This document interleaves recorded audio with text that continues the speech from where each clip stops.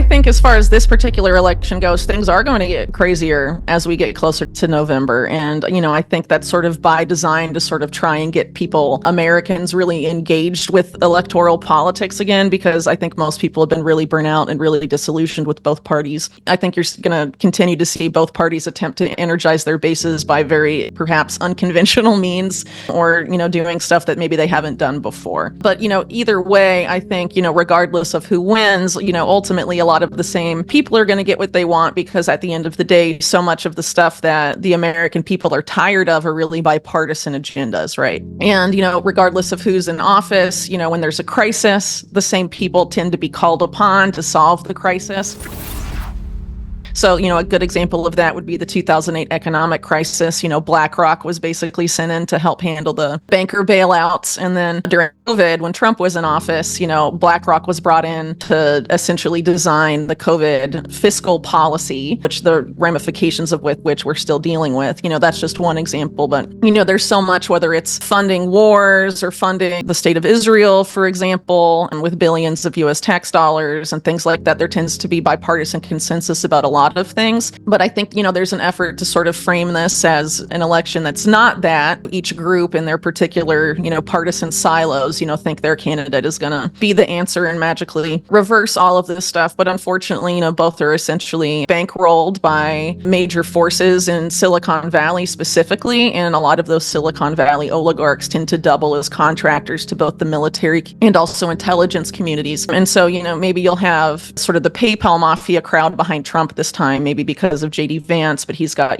David Sachs and Elon Musk and people like that in his corner. And even though Peter Thiel's being quite quiet, there seems to be some overlap there as well, which we can get into later. And then, of course, on the Kamala side, you have people like Reid Hoffman and Eric Schmidt, who are also share a lot of overlap with the oligarchs on the other side, like Eric Schmidt and Peter Thiel sit on the steering committee of the Bilderberg Conference, which is kind of notorious for being a closed-door meeting of prominent globalists in the corporate world and the public sector. Reid Hoffman and David Sachs and Elon Musk are all part of the so-called PayPal mafia. They just happen to fund different parties, and all of these oligarchs at the end of the day, do they frame the reasoning for why they want these policies differently? They agree about more biometric surveillance, they agree about digital ID, and they ultimately agree about programmable surveillable currency, whether it's a CBDC or a private bank digital currency that's also surveillable and programmable. If you're against those things as policies, it's important to pay attention to the policies and not so much the campaign, because people tend to forget during a campaign season that campaigns are essentially sales pitches. One example would be, Trump back in 2016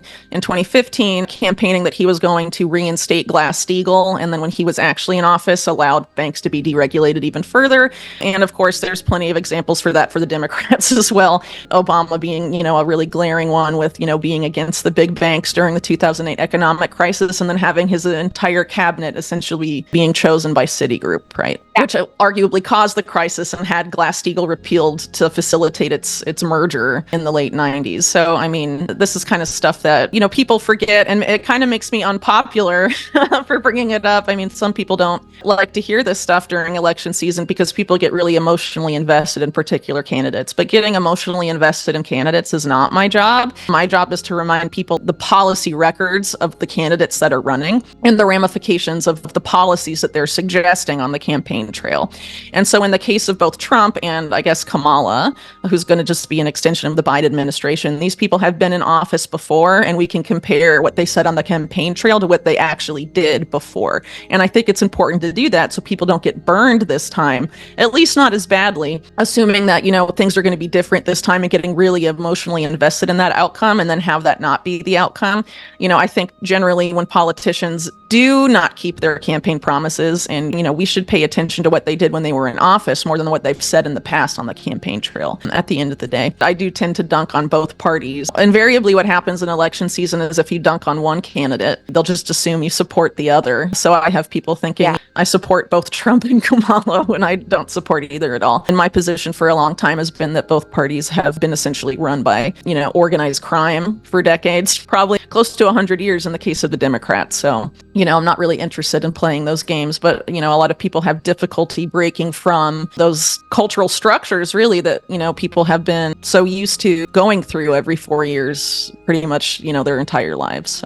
It's pretty obvious that it's the conservative camp really only, aside from, RFK being an independent, that are interested in really appealing to the Bitcoin base at all as it relates to electoral politics. And they've done so very successfully. But I think, again, what you're seeing here is sort of what we saw over the course of the past year with sort of Wall Street warming up to Bitcoin. And what we're seeing, it's just another extension of the establishment cozying up to Bitcoin, I guess. So I guess you could frame Larry Fink's about face and all of that as sort of the private sector establishment turnaround, and this is sort of the public sector establishment turnaround. But as far as it relates to financial freedom, I don't think the policies expressed by, Trump, or at least what Trump expressed or hinted at in his speech, because he didn't, as far as RFKs went, he was more deliberate about what his policies specific, and Trump was a little more vague. But, Trump said, talking about sort of yoking Bitcoin and the dollar together and using that to expand the dollar's power and hegemony globally, and then also bringing in stable coins, which of course would be in this case dollar denominated stable coins, into the play. We have to consider what that means if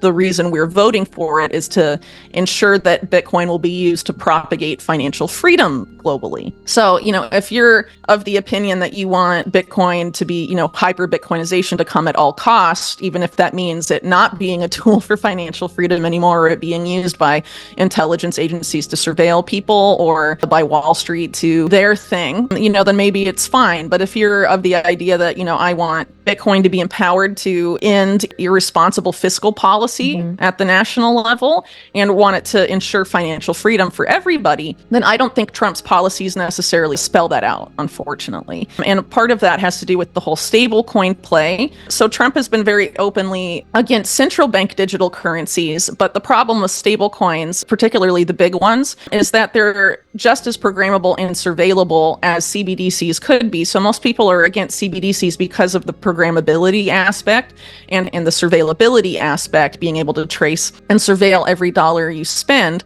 And, stable coins can offer that as well, because most of them are, built, they're like ERC20 tokens, right, at the end of the day, and have that programmability functionality. And some, stable coin issuers that are prominent, like Circle, openly talk about the programmability aspects of their stable coin. And, they're in a very deep alliance with BlackRock, Circle particularly, and Tether itself has made an alliance with the FBI and the Secret Service and, other aspects of the U.S. government to freeze wallets at the behest of the U.S. government, thereby making Tether sort of a soft extension of U.S. foreign and fiscal policy abroad as it relates to sanctions and other things. If you're allowing intelligence agencies, what the FBI technically is, to be onboarded onto your stablecoin, it's really not a private sector thing. It's a public-private partnership. And public-private partnership is the model that the U.S. and really most of the world essentially favors. And so I think these stablecoins offer that same kind of threat to financial freedom, or, easily could, were things to develop that way. And so, if programmability and surveillability is the threat to financial freedom, then we should not support that and instead look for ways to build robust privacy tools on the base layer of Bitcoin, maybe, and try and make it something that's transactable, as opposed to this idea of having it be a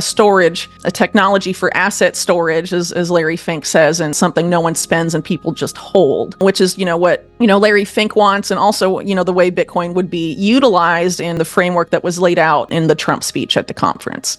If you consider what the fiscal policy has been with respect to the dollar, since the creation of the Federal Reserve, the purchasing power of the dollar has just, been demolished over the course of the past 100+ years. So in order to sort of get away from that, viewing Bitcoin as really the only means of digital credit, if you're going to make, digital dollars, if you're able to yoke digital dollars to that and use it as a sink for hyperinflation, that seems to be sort of the idea here. And obviously the person that can speak best to this is Mark, who wrote the book on the Bitcoin dollar, as he calls it. And I would really recommend anyone more interested in that to either look up his interviews or read his book, because he's obviously a lot more qualified to talk about that than I am. But I think ultimately at the end of the day, if that system is to come to fruition, it has major implications for why a lot of people got into Bitcoin in the first place, which is to stop irresponsible central bank policy and irresponsible U.S. government fiscal policy and the debt burden and all of that, because it doesn't provide any incentive for them to stop hyperinflating, essentially,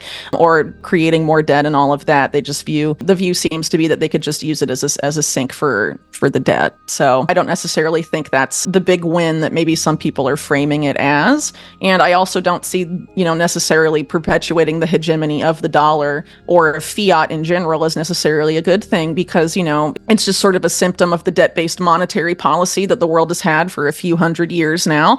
And obviously there have been a lot of problems that have come with that. And I think, as people in the Bitcoin space have pointed out for a long time, that really can't continue. And so do we really want to use Bitcoin to perpetuate that? I think that's an important question. Now, obviously, something has to be done about the U.S. national debt, but, is this really the best way to do it? And I don't know. I personally think that some of the people responsible for all of the debt in government, Congress, most of those people are multimillionaires working on behalf of multi-billionaires. Maybe they should be held accountable for some of the national debt stuff and not just be like, oh, we can use Bitcoin as our plaything to sort of get out of all the irresponsible decisions we've made for the past 100 years plus.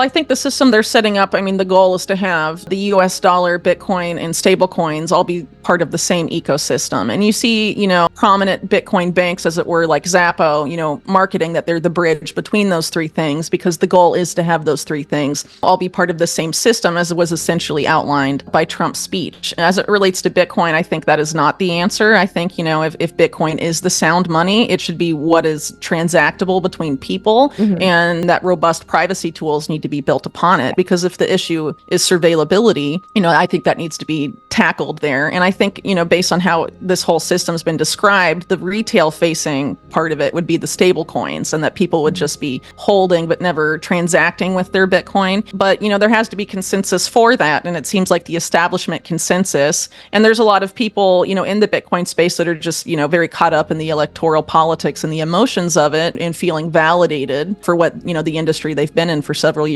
that's obviously sort of not been favored by the establishment. Some people are maybe thinking, oh, since the establishment is favoring this, let's cheer it on. But is it really the best system for everybody? And is it the best for financial freedom? Again, I would urge people to consider, what is it that you want Bitcoin to be used for? Not just, well, again, there's some people that are hyper Bitcoinization at all costs. Doesn't matter if we totally abandon the original ethos behind Bitcoin and getting there. And I think there definitely are a significant amount of those people, but I don't agree with that. I think the ethos is very important. I think Bitcoin is unique, and it's really the only opportunity like this we're likely to have, at least in this important window of time. And, people need to decide if they're going to use it to fight for those things, or if they're going to acquiesce to the system that's being set up and is going to be pushed on people, most likely through regulation and executive orders. And it's very likely that in the next 2 years, whoever wins in November is going to be president during an unprecedented U.S. government debt crisis. And this is, if you already see it in Trump's policy, if he's in office, this is the system he's going to propose as the solution. And when there is a crisis, the solution is proposed. A lot of people, because it's a crisis and are demanding a rapid resolution to that crisis, they don't think about what's best in the long term necessarily. And so I think this is sort of hinting at what we're going to see. But again, I would urge people to go back to what Trump did when he was in office during the COVID crisis and the fiscal policy that his Treasury Department presided over, which was very bad and very criminal. For people that aren't familiar, I would encourage them to look up the work of John Titus about the going direct reset, where essentially before there was a financial crisis related to COVID in late 2019, BlackRock created this plan that it was pitched to the central bankers at the Jackson Hole meeting in 2019 about going direct. And basically the idea was, during the next crisis, let's QE again, but instead of giving the QE money to public entities, let's give it straight to the private banks. And that's essentially what happened. And one of the people that received those emergency funds that were meant for Main Street was BlackRock, and they used it to buy shares in their own ETFs